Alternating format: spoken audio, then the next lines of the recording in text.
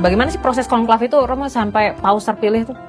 Apa saja yang terjadi di dalam? Karena kan sekarang sudah konklav ya, ruangan tertutup gitu ya. Kita nggak tahu ya. Nah, sebenarnya apa sih yang terjadi di dalam ruangan itu? Kayaknya ya, karena saya sendiri tidak pernah ikut dan tidak mau ikut. Iya. Atau tidak ada catatan nggak sih, Romo, dari dokumen-dokumen gereja gitu, atau buku-buku catatan, gitu? Apa gitu? 15 hari setelah paus wafat atau istilahnya sede vacante, itu berarti tahta kosong. Misalnya seperti Benediktus ke-16 kan pensiun, dia dini mundur ya, mengundurkan diri ya. Maka setelah 15 hari boleh diadakan dan harus diadakan konklav. Jadi yang disebut Kardinal Camerlengo, pengurus di dalam rumah tangga kepausan itu, menyatakan secara publik resmi bahwa sede vacante, tahta kosong atau paus meninggal. Nah, kemudian mulai diadakan setelah dinyatakan paus meninggal, kemudian langsung ada persiapan-persiapan. Tentu saja ada persiapan penguburan dan lain sebagainya, itu orang lain ya. Tapi kalau bicara tentang bagaimana konklavnya, persiapan yang tata cara segala macam itu kan itu jarang terjadi, maka perlu diatur. Kemudian kalau sudah masa berkabung itu selesai 9 hari ya? 9 hari, berarti kan nanti dilakukan konklav. Jadi bisa 5 atau 6 hari setelah meninggal, terus disusul dengan masa berkabung. Sehingga jumlahnya sekitar 15-an hari. Satu dokumen tentang New Catholic Encyclopedia itu mengatakan 18. Tapi dari Yohanes Paulus kedua itu 15. Jadi ya saya sebagai orang yang sedang belajar sejarah gereja kok berbeda-beda gitu loh. Mestinya bakunya seperti apa ini, gitu ya. Ini sumbernya itu ya. membuat orang yang benar 18 atau 15 atau berapa gitu ya. kan. Oke. Tapi nanti akan ada pengumuman resmi dari kepausan gitu ya. Kayaknya sudah ada pendeta tanggal 7 mulai konklav itu. Setelah dimulai gimana tuh? Dimulai diberitahukan kemudian itu tanggal 7 misalnya, terus mereka berdatangan yang memenuhi syarat untuk kurang dari 80 tahun datang dengan tadi syarat ketentuannya legit atau sah atau tidak. Nah, kemudian mereka juga sudah langsung di dalam tanda petik karantina itu ya.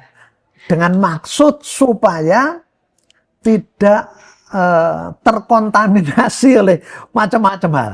Selama proses konklav sampai sebelum terpilih paus ya, tidak boleh berhubungan dengan dunia luar begitu ya. Ketika para kardinal sudah berkumpul begitu ya, Romo, di Kapel Sistina kalau sekarang ya. Iya.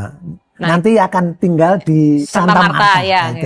Jadi itu satu ruangan yang itu ya, yang steril ya pada masa itu. Nah, di situ apa, Romo? Akan ada berapa kali pemilihan dalam sehari? Terus bagaimana sih caranya?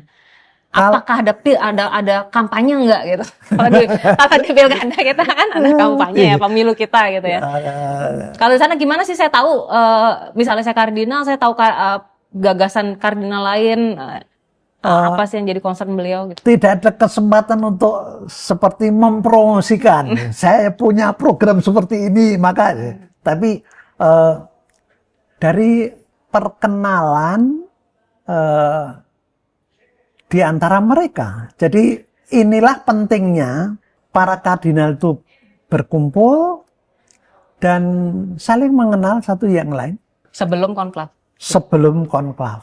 Dan itu sesudah konklav tidak ada pembicaraan tentang mempromosikan atau kamu punya program seperti apa, kan tidak ada. Hanya kalau nanti terjadi deadlock, ini sudah beberapa pertemuan tetapi tidak menghasilkan keputusan ya. Keputusan paus yang baru. Nah, kemudian ya tidak mempromosikan sih, dia lebih baik begini. Tapi coba kenal lebih baik. Jadi modelnya memperkenalkan lebih baik pengenalan satu dengan yang lain. Itu yang terutama. Yeah. Jadi kalau tinggal di rumah Santa Marta itu ya, terus sebelum mulai konklav, misa di Basilika Santo Petrus, kemudian menyanyi secara khusus ke ruang khusus Veni Creator Spiritus, ya, datanglah Roh Kudus. Nah, dan baru kemudian ada doa-doa, kemudian mulai. Nah, menurut informasi yang saya terima, pertemuan pemilihan itu terjadi sehari 2 kali. Oh, oke, dalam sehari. Nah, tetapi yang pagi hari ya, itu 2 putaran.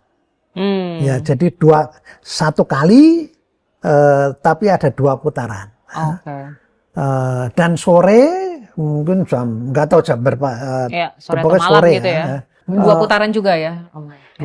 Dua putaran. Nah, sebelumnya itu ada siapa pelaksana, siapa penghitung suara, siapa yang mengantar suara itu kepada yang mungkin kardinal itu tidak bisa berjalan pada waktu itu karena saat sakit atau tapi harus ini, maka harus orang yang mengantar itu ke sana, panitianya ya, gitu lah seperti ya, itu hanya 3 orang gitu ya. Itu kardinal juga ya. Nah, terus kemudian di tempat terbuka ya dihitung ya, ini dibuka itu sah atau tidak. Nah, kemudian seperti hanya pemilu kita. Ya. Nah, terpilih kalau bisa dapat berapa suara?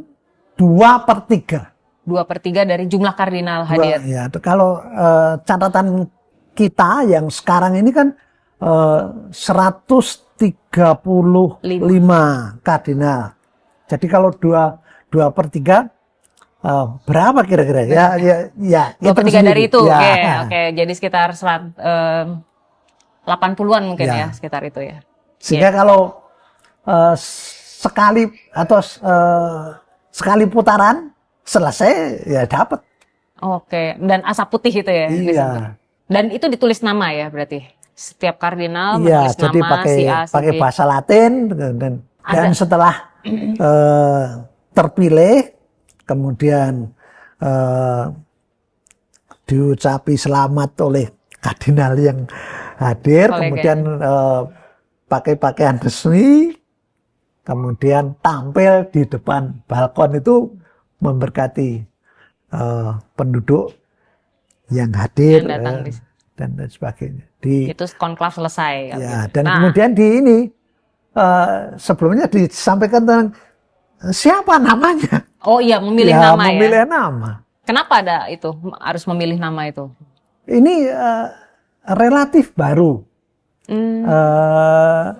Itu setelah abad ke-5 atau ke-6 itu baru dipilih nama yang baru, bukan nama baptis, bukan nama kecilnya lah gitu, nama baptisnya ya. Gitu. Nah, itu tapi dengan maksud untuk mohon peneguhan mereka yang sudah meninggal, maksudnya santo yang dinyatakan sebagai nama resmi itu. Jadi peneguhan, tapi sepertinya bukan hanya peneguhan. Kalau seseorang seperti Paus Fransiskus memilih tokoh tertentu, tapi kaitannya bukan hanya supaya didoakan oleh Santo Fransiskus, tetapi juga pola spirit, nilai-nilai teladan, nilai teladan dan sebagainya itu yang mudah-mudahan itu mendorong paus yang baru itu untuk bersikap